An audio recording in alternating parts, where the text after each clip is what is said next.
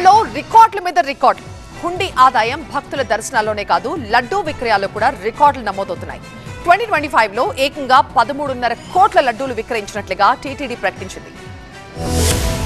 ఏడాది తిరుమలలో లడ్డూ ప్రసాదాలు రికార్డు స్థాయిలో అమ్ముడయ్యాయి. 2024తో పోలిస్తే 2025లో 10% అదనంగా లడ్డూల్ని విక్రయించినట్టు టీటీడీ వెల్లడించింది. 2024లో మొత్తం 12.15 కోట్ల లడ్డూల్ని విక్రయిస్తే 2025లో ఏకంగా 13.52 కోట్ల లడ్డూల్ని భక్తులు కొనుగోలు చేసినట్టుగా తెలిపింది. గతంలో ఎన్నడూ లేని విధంగా డిసెంబర్ 27న ఏకంగా 5.13 లక్షల లడ్డూల్ని విక్రయించడం ద్వారా మరో రికార్డు నమోదైంది. ఇప్పటి వరకు ఒకే రోజు ఇంత పెద్ద మొత్తంలో లడ్డూలు అమ్ముడు కావడం ఇదే మొదటిసారని టీటీడీ ప్రకటించింది. ఏడాది నుంచి రోజుకు సగటున 4 లక్షల వరకు లడ్డూల్ని తయారు చేస్తుండగా ముఖ్యమైన ఉత్సవాలు పండుగల రోజుల్లో 8 నుంచి 10 లక్షల లడ్డూల్ని భక్తులకు అందుబాటులో ఉంచుతున్నట్టుగా పేర్కొంది. శ్రీవారి పోటులో 2 షిఫ్టుల్లో మొత్తం 700 మంది సిబ్బంది నియమ నిష్టలతో శ్రీవారి ప్రసాదాల్ని తయారు చేస్తున్నట్టుగా వివరించింది. ఇటీవల లడ్డూ ప్రసాదంలో నాణ్యత, రుచి, పవిత్రతపై భక్తులు విశ్వాసం వ్యక్తం చేస్తున్నారని వివరించింది టీటీడీ. నిత్యం వేలాది మంది శ్రీవారిని దర్శించుకుని లడ్డూ ప్రసాదాన్ని స్వీకరిస్తారు. వైకుంఠ ద్వార దర్శనాలు, పండుగలు, సెలవు రోజుల్లో లడ్డూ విక్రయాలు భారీగా పెరిగినట్టు టీటీడీ చెబుతోంది. ఏడాదిలో మరిన్ని సంస్కరణలు తీసుకొచ్చి మరింత మెరుగైన సేవలు అందిస్తామని